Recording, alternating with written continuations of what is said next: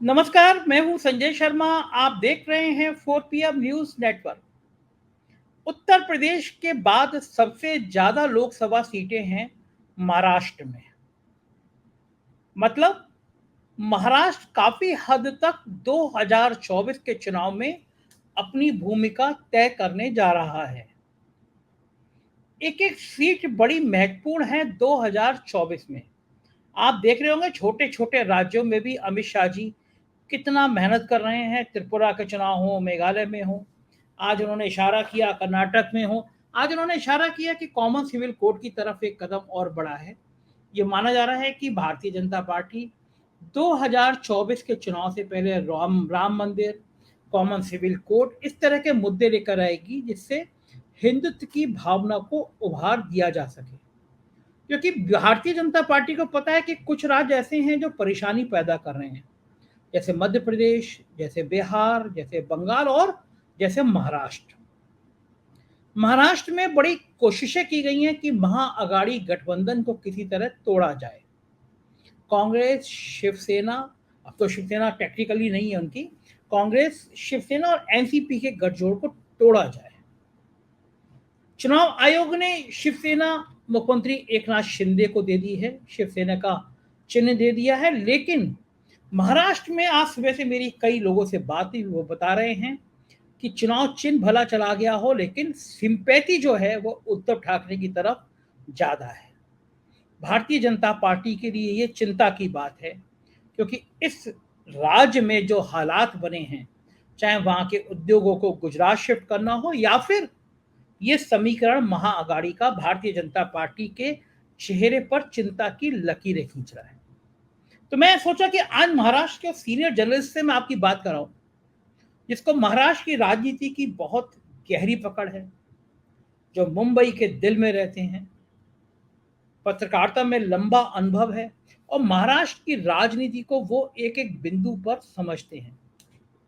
मैं ज्यादा समय नहीं लूंगा, सीधा ले चलता हूं आपके पास, धनंजय कुमार जी के पास। आप सब जानते हैं धनंजय कुमार जी बहुत सीनियर जर्नलिस्ट हैं, मुंबई में हैं, मुंबई की पत्रकारिता को बहुत करीब से देखते और समझते हैं। धनंजय जी, चुनाव चिन्ह चला गया एकनाथ शिंदे के पास, इसे किस तरह से देखा जाए? क्या ये उद्धव ठाकरे को झटका है, नुकसान है, या फिर ये जो सिंपैथी होगी इससे भारतीय जनता पार्टी को नुकसान हो सकता है? देखिए, नुकसान और सिंपैथी तो बाद की बात आती है। मैं बोलूँगा इसको दादागिरी है, बेईमानी है, गुंडागर्दी है। और सरकार तो ये जो संवैधानिक संस्थाएँ हैं, जब वो इस हरकत पे आ जाती हैं, तो बड़े इससे खराब परिणाम होते हैं। और तब जब सुप्रीम कोर्ट में ये मैटर चल रहा है, सब जुडिस है, तो इतनी हड़बड़ी में क्यों है? और आप अगर समझिए कि सुप्रीम कोर्ट इस फैसले को पलट देती है, तो क्या होगा? लेकिन चलिए इन सबको किनारे कर दीजिए। मान लीजिए कि शिवसेना का नाम और चुनाव चिन्ह छीन लिया, शिवसेना भवन पे कब्जा कर लिया, हमने मान लिया। देखिए बेसिकली क्या कर रहे हैं, वो उकसा रहे हैं, वो चाह रहे हैं कि शिवसेना के जो नेता है उद्धव ठाकरे के, या उद्धव ठाकरे कोई ऐसा एक्शन ले जिसपे उनको कानूनी तौर पे धर लिया जाए। लेकिन उद्धव ठाकरे जिस तरह की पर्सनालिटी है, वो कानून और संविधान को मानने वाले व्यक्ति। वो शिवसेना के चीफ भले हैं, शिवसेना की एक छवि रही है बाला साहब ठाकरे की वजह से, लेकिन बाला साहब ठाकरे भी जो है कानून के खिलाफ वाले आदमी नहीं थे। और वो दादागिरी नहीं करते थे, लेकिन दादागिरी बर्दाश्त भी नहीं करते थे। तो दादागिरी करना और दादागिरी बर्दाश्त न करना दोनों दो बात है। लेकिन उद्धव ठाकरे जो है, जिनको मैं जानता हूं, जब वो राजनीति में बहुत सक्रिय नहीं थे, ये 90 की बात मैं करूं, मतलब बात मैं करूं 92 की, जब हम शिवसेना के अखबार में हिंदी अखबार लॉन्च करने गए थे और हम काम करते थे, तो उनसे मुलाकात हमारी अक्सर होती थी। तो बेहद जो है, आप कौन सा अखबार लॉन्च करने गए थे धनंजय जी? ये बात मुझे पता ही नहीं थी। जी, शिवसेना का जो हिंदी अखबार है दोपहर का सामना, वो अच्छा। हम और संजय निरुपम जनसत्ता से आए थे दोनों। अच्छा, ये नहीं पता था जी, मुझे। ओके। और इस अखबार की शुरुआत हमने की है। हमने अरे वाह। तो हम स, जी सारे जो है उसके तब जो है शिवसेना के अखबार में अच्छे लोग हिंदी के काम नहीं करना चाहते थे, क्योंकि सबको डर लगता था कि हम जो है कहीं जो गंभीर लोग हैं, जो खासकर जो कम्युनिस्ट माइंड लोग जो थे, उनकी नज़र में हमारी पत्रकारिता जो है गड़बड़ हो जाएगी, हमारी छवि खराब हो जाएगी। हालांकि मैंने कभी ऐसा नहीं माना, क्योंकि पटना में भी मैंने जनशक्ति में काम किया हुआ था, जो कम्युनिस्ट का अखबार रहा, तो वहां से अब ये भी ड्रास्टिक चेंज है कि जो है कम्युनिस्ट के अखबार से मैंने काम करते हुए लास्ट जो है शिवसेना के अखबार में किया। तो मैं बेसिकली मैंने महसूस किया कि हर जगह बदमाशी, बदतमीजी, धूर्तता है और हर जगह संवेदनशीलता भी है। बाला साहब ठाकरे के पास भी मैंने देखा कि बाला साहब ठाकरे को आप जो कहिए, लेकिन अधिनायकवादी भी कहते हैं, वो थे भी उस तरीके के, लेकिन वो संवेदना को बड़ी अच्छे से पहचानते थे। तो जो जो अभी जो स्थिति बनाई गई, और एक बात और जान लीजिए, बड़ी दिलचस्प बात है कि जब जो है शिवसेना बाला साहब ठाकरे की वो हैसियत थी कि एक बार जो है वाजपेयी जी भी प्रधानमंत्री थे, यहाँ चुनावी सभा थी, तो सभा में पहले बाला साहब ठाकरे पहले बोल दिए, चूंकि जो है शिष्टाचार कहता है कि बाद में प्रधानमंत्री बोलेंगे। तो जब बाला साहब ठाकरे बोल दिए, उसके बाद जो है भीड़ जाने लगी उठ करके, वाजपेयी जी का भाषण सुनने को तैयार नहीं थी भीड़, तो उन्होंने रोका और कहा कि तुम्हारे जैसे जो है आदरणीय मैं हूं, मेरे आदरणीय जो है वाजपेयी जी है, तो इनको बैठो और सुनो। और तब भीड़ रुकी, तो वो जलवा रहा बाला साहब ठाकरे का। मोदी जी की तब हैसियत जो है वो कहाँ थी, मुझे बताने में अभी संकोच हो रहा है। लेकिन और बात आगे करूं कि जब मोदी जी मुख्यमंत्री बने गुजरात के, तब अमित शाह का कोई पता नहीं था। तो जब राजधर्म की बात आई और जब अटल बिहारी वाजपेयी ने कहा कि हम जो है इनको हटा देंगे मोदी जी को, तब अडवाणी जी बाला साहब ठाकरे के घर आए, मातोश्री, और उन्होंने कहा कि आप जो है वाजपेयी जी को समझाइए। और वाजपेयी जी से कहा बाला साहब ने, और जो है मोदी जी का इस्तीफा रोका गया। तो ये योगदान था बाला साहब ठाकरे का। अब जो मोदी जी के बारे में कहा जाता है कि मोदी जी जो है सीढ़ी चढ़ते हैं, सीढ़ी ढकेल देते हैं, वो तो यहाँ भी दिखाई पड़ा। और उद्धव ठाकरे जो है ना, झूठ बोलने वाले व्यक्ति नहीं है। उद्धव ठाकरे को मैं बड़े अच्छे से जानता हूँ, वो जो है उस धूर्त किस्म के राजनीतिक नहीं है, बड़े संवेदनशील व्यक्ति और सच के साथ चलने वाले व्यक्ति हैं। उन्होंने कभी उत्तर भारतीय, बिहारी, बंगाली, दक्षिण भारतीय नहीं किया। शिवसेना की हालांकि ओरिजिन मानी जाती है। और ये भी जान लीजिए कि शिवसेना ने जो पैन इंडिया का अपना अभियान शुरू किया, वो उद्धव ठाकरे के कहने की वजह से। उद्धव ठाकरे ने कहा कि हमको राष्ट्रीय स्तर पर आना चाहिए, प्रांतवाद को छोड़ना चाहिए। और मी मुंबईकर उन्होंने नारा दिया था उद्धव ठाकरे ने, जिसको राज ठाकरे ने सबोटाज किया था। लेकिन उद्धव ठाकरे ने कभी कोई ऐसी घटना नहीं की जिसको आप आपराधिक तौर पे रेखांकित कर सकें कि यह अपराध किया हुआ। जब मुख्यमंत्री पद छोड़ने की बात आई, तब भी उन्होंने उस गरिमा का ख्याल रखा, उन्होंने कोई बदमाशी नहीं की। तो ये जो है जो कर रहे हैं, धनुष बाण भी अगर छीन लेंगे तो उनके पिता बाला साहब ठाकरे हैं, या उनकी जो शालीनता है, उन्होंने जो 2.5 साल शासन करके जो अपना व्यक्तित्व दिखाया है समाज के सामने, जो महाराष्ट्र के सामने, महाराष्ट्र के मुस्लिम भी उनको एक अच्छा संवेदनशील नेता मानते हैं। शिवसेना के प्रति अच्छे भाव नहीं थे पहले मुसलमानों के, लेकिन उद्धव ठाकरे का 2.5 साल का साल जो है, मुसलमानों को भी लगता है कि बहुत बढ़िया कार्यकाल रहा उद्धव ठाकरे। तो ऐसे व्यक्तित्व को जो है आप कीचड़ फेंक करके मैला नहीं कर सकते। वो आप कीचड़ फेंकेंगे तो पलट करके आपके पास आएगा। तो ये जो इन्होंने किया है। धनंजय जी, आपका मानना यह है कि जो ये चुनाव चिन्ह हटा है, छीना गया है, आयोग का फैसला है, ये उद्धव ठाकरे के पक्ष में जाएगा? आपको ऐसा लगता है क्या? देखिए, उद्धव ठाकरे के पक्ष में इसलिए जाना चाहिए और जाएगा कि जो उनसे लोग जुड़े हुए हैं ना, वो देखिए, आज जिसे अभी कैसे कहते हैं कि मोदी जी की वजह से वोट पड़ता है, मोदी जी जिसके कंधे पे हाथ रख देंगे वो जीत जाएगा। कमल छाप के वजह से वोट पड़ता है, कोई बोलता है क्या कि कमल छाप की वजह से वोट पड़ता है? तो जब मोदी जी के नाम से वोट पड़ता है, कमल छाप के नाम से वोट नहीं पड़ता है, तो यहाँ उद्धव ठाकरे के नाम से क्यों नहीं वोट पड़ेगा? बाला साहब ठाकरे के नाम से क्यों नहीं वोट पड़ेगा? धनुष बाण इतना महत्वपूर्ण क्यों हो जाएगा? अब लोग बोलते हैं कि चूंकि ग्रामीण इलाकों में लोग नाम से ये नहीं जानते हैं, पढ़ नहीं पाते हैं, तो धनुष बाण उनको एक पहचान है। लेकिन भाई, जिस इलाके में इनका प्रचार है, आदित्य ठाकरे लगातार प्रचार कर रहा है अपने इलाके में, शिव सैनिक है, लोकल शिव सैनिक जो है, स्थानीय शिव सैनिक जो है, वो उद्धव ठाकरे के साथ ही खड़े हैं। वो 50 खोखे ओके बड़ा चर्चित यहाँ पे नारा लगा हुआ है। तो इनकी छवि जो है जो छोड़ के गए हैं। ये धनंजय जी, ये नारा क्या है, जरा बताइए। 50 खोखे ओके, इस नारे का मतलब क्या है? दर्शकों को पता नहीं होगा। 50 खोखे ओके जब जो है, ये जब शिंदे गुट जब जो है तमाम नाटक कर करके जब सरकार में आए, शिवसेना को तोड़ करके और नई सरकार बनाई, तो जब गुवाहाटी विधानसभा में जो जी, और जब गुवाहाटी गए थे। गुवाहाटी से लौट के आने के बाद गुवाहाटी गए, फिर गोवा गए, फिर मुंबई आए, इसके पहले सूरत गए थे, इतनी जगह भ्रमण करने के बाद आए जब तमाम सुरक्षा व्यवस्था के बीच, तब जब ओथ लेने के बाद जो है, जो बाकी विधायक थे वो बोलते थे कि 50 खोखे ओके, 50 खोखे मतलब एक खोखा मतलब 1 करोड़ कहा जाता है यहाँ की भाषा में। तो अच्छा 50-50 खोखे यानी 50-50 करोड़ रुपए ले लेकर के एक विधायक ने अपने आप अपना जो है स्थान बदला, अपनी आस्था बदली, क्योंकि जो शिवसेना के विधायक है या जो शिवसेना के कार्यकर्ता हैं, वो आस्था स्थान बोलते हैं मातोश्री को, है ना? उनको कहते हैं कि ये हमारा देवत्व है, ये देवता के बराबर है हमारे बाला साहब ठाकरे। तो देवता का स्थान जो है वो बदल दिया, मंदिर में भगवान बदल लिया, वो 50 करोड़ की वजह से, ऐसा उनका आरोप था। और ये था 50 खोखे ओके।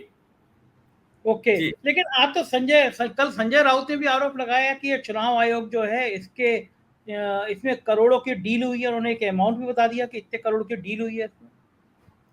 देखिए, अब ये तो मैं नहीं बता सकता कितने करोड़ की डील हुई है, लेकिन ये डील तो हो ही सकती है कि आप जब पद से हटोगे तो आपको राज्यपाल बना देंगे या कहीं का फलाना बना देंगे, ये तो डील हो ही सकता है। अडानी जी की कंपनी में आपको बड़े पद पे रखा जा सकता है। अभी एक जो है सुप्रीम लेकिन कोर्ट के जज, संजय राउत जो कह रहे हैं कि 2000 करोड़ का लेन देन हुआ है, चुनाव आयोग पे सीधा सीधा हमला बोल रहे हैं, क्या ये हवा में आरोप या कुछ सच्चाई भी हो सकती है धनंजय जी? देखिए, अब ये भी कहना बड़ा मुश्किल है, आधिकारिक तौर पे उसकी पुष्टि मैं कैसे करूं, इसलिए कि देखिए, चुनाव आयोग इतनी बड़ी संस्था नहीं है, चुनाव आयोग सुप्रीम कोर्ट नहीं है। और जब मामला सब जुडिस है, अब ये प्रभाव एक डालने की, हो सकता है कुछ पैसे का लेन देन हुआ होगा, लेकिन 2000 करोड़ बहुत बड़ी रकम है। हो सकता है, क्योंकि उससे खतरा ये है कि जो है, अभी अगर सरकार अगर ये बदलती है, गड़बड़ाती है, तो जो ये 5000 6000 करोड़ की जो धारावी की झोपड़पट्टी का जो मसला है अडानी साहब से जुड़ा हुआ, वो शायद गड़बड़ा जाए और कई सारी चीजें होगी। महाराष्ट्र में अगर सीटें कम हो जाती है बीजेपी की, उससे आने वाली जो मोदी सरकार है उसको संकट आ जाएगा।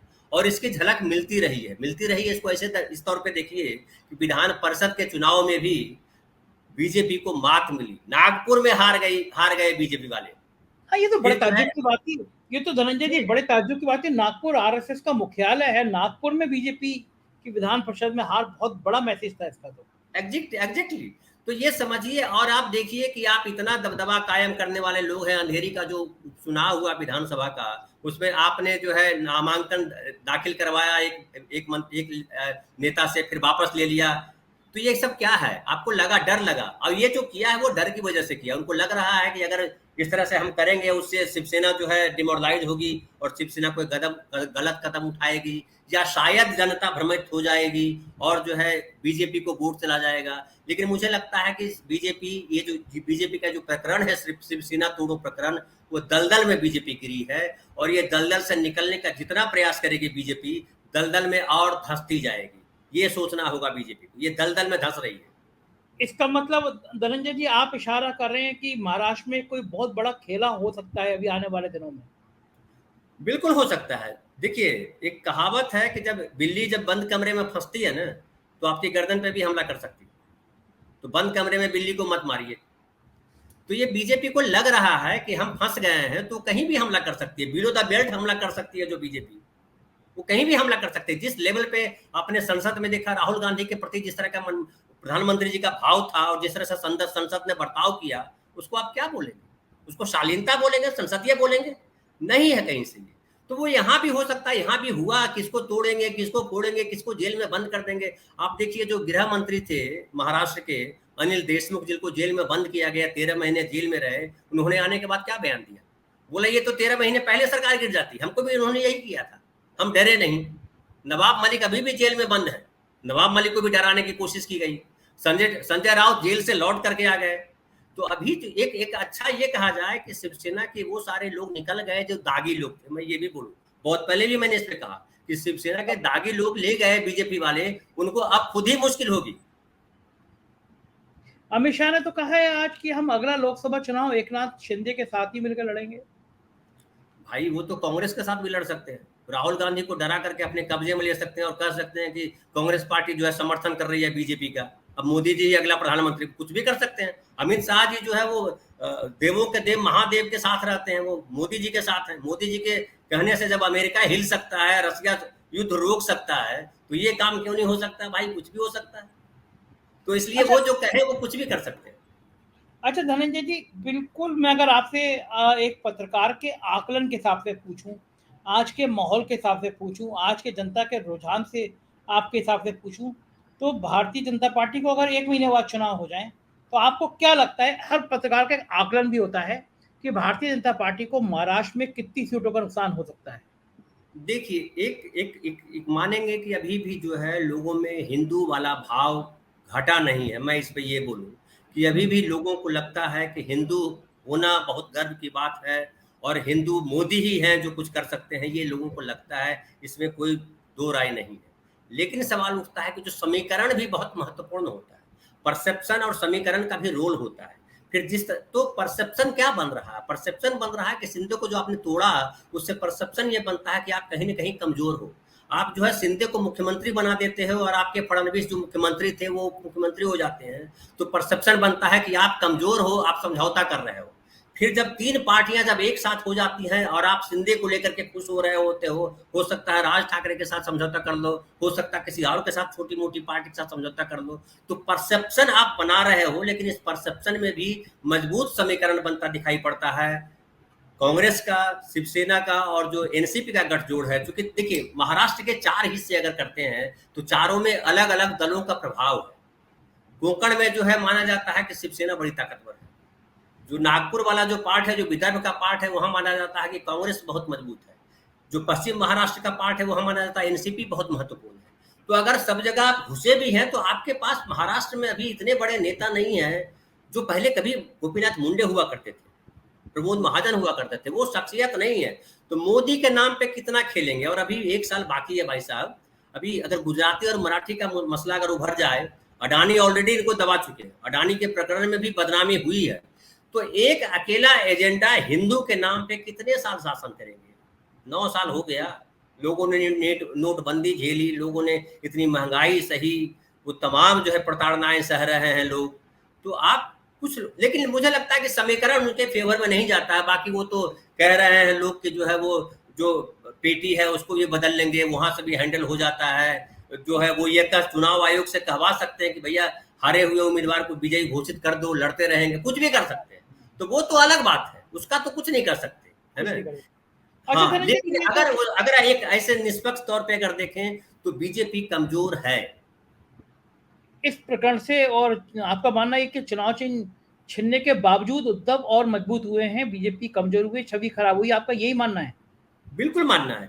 अब एक मैं छोटा सा, अगर 2 मिनट का समय हो तो एक किस्सा एक सुना दूं छोटा सा, कि एक बार जो है एक खरगोश जो है भागता हुआ आता था पहाड़ के पास। हम लोगों ने बचपन में संस्कृत में कहानी पढ़ी थी। और वो भाग करके आता था और बोलता, तो शेर पत्थर ने पूछा क्या हुआ? तो बोला कि शेर मुझे बड़े बड़े दांत दिखा के डरा देता है, तो आप पत्थर मामा मुझे दांत बना दो शेर जैसे। तो शेर जैसे दांत बना दिए। खरगोश गया अपना दांत लेकर के गर्भ से, फिर भागता हुआ आया। पर्वत ने पूछा अब क्या हुआ, क्यों भागे आ रहे हो? बोला मुझे डर लग रहा है। तो उसने कहा कि पहाड़ ने कहा कि दांत से कुछ नहीं होता है, जिगर होना चाहिए, दिल होना चाहिए। तो दिल जो है वो शिवसेना के पास है। आप बेईमानी करके जब आए हो, आप कहते हो कि बाला साहब ठाकरे के विचारों या विचारधारा के साथ उद्धव ठाकरे नहीं थे, तो आप 2.5 साल उनके साथ क्यों मंत्रिमंडल में शामिल थे? बिल्कुल सही बात है, आप ये कह जायज रहे है। हो कि बाला साहब ठाकरे के विचार क्या थी? बाला साहब ठाकरे की विचारधारा ये तो समझाते लोगों को। उद्धव ठाकरे ने क्या गलती कर दी? अगर आप कहते हो कि कांग्रेस के साथ जाना या एनसीपी के साथ जाना गलत है, तो भाई आप बताओ कि बीजेपी जो है वो चली जाती है कश्मीर में महबूबा मुफ्ती के साथ, वो सही हो जाता है। आरएसएस मुस्लिम लीग के साथ सरकारें बना लेती है तो सही हो जाती है। आप मुसलमानों से नफरत की बात करो, हिंदुओं को भड़काओ और उन्हीं मुसलमानों के साथ जाके गलभैया करो सत्ता के लिए, वो सही है? बिल्कुल सही बात है, ये बात तो है। आखिरी सवाल, ये जो 4-5 बड़े उद्योग गुजरात शिफ्ट कर दिए गए, इसका महाराष्ट्र के जनमानस में कितना असर है? महाराष्ट्र के जनमानस से बुरा असर पड़ रहा है। लोगों को लग रहा है, समझिए उत्तर प्रदेश से उद्योग लगने वाला है, वहां से शिफ्ट होकर के पंजाब चला जाए तो उत्तर प्रदेश के लोग क्या सोचेंगे? आपको भी बुरा लगेगा, क्योंकि जब जिस प्रदेश में उद्योग धंधे लगते हैं उस प्रदेश में रोजगार आते हैं, उस प्रदेश में समृद्धि आती है। और बड़ी बड़ी कंपनियां थी, वेदांता की कंपनी थी और दूसरी कंपनियां थी, तो उससे तो फायदा होता ना महाराष्ट्र को। और महाराष्ट्र जो है, जब जब इकोनॉमिक कैपिटल है, महाराष्ट्र जब नंबर 1 राज्य माना जाता रहा, तो आप जबरन गुजरात को नंबर 1 बनाने पे तुले हुए हो। क्यों? सही बात। आप क्या गुजरात के प्रधानमंत्री हो, या गुजरात की सरकार है दिल्ली में जो बैठी हुई है? उसके लिए तो गुजरात महाराष्ट्र सब बराबर होना चाहिए था, लेकिन उन्होंने ये बराबरी का काम नहीं किया। तो जाहिर है, देखिए एक बात समझिए संजय भाई, ये इसलिए कहते हैं कि जो बेईमानी जब करते हैं ना, तो दिखता है। इसलिए कहा जाता है कि न्याय होता हुआ दिखना चाहिए, इसलिए कहा जाता है। तो आप जो है सही सरकार चला रहे हो, ये खाली बोलने से नहीं होगा, दिखना भी चाहिए। वो जो भोपू चैनल है, वो उसको ढक नहीं सकते। एकदम ठीक कह रहे हैं धनंजय जी। बहुत बहुत शुक्रिया, आपने हमें इतना कीमती समय दिया। धन्यवाद धनंजय जी आपका। आप सुन रहे थे महाराष्ट्र के एक बहुत सीनियर जर्नलिस्ट धनंजय से महाराष्ट्र की कथा। जाहिर है महाराष्ट्र पे बहुत फोकस है भारतीय जनता पार्टी का, खुद अमित शाह का, क्योंकि महाराष्ट्र वो राज्य है, अगर जरा सा भी यहाँ तस्वीर बदली तो सारी स्थितियां गड़बड़ हो जाएगी।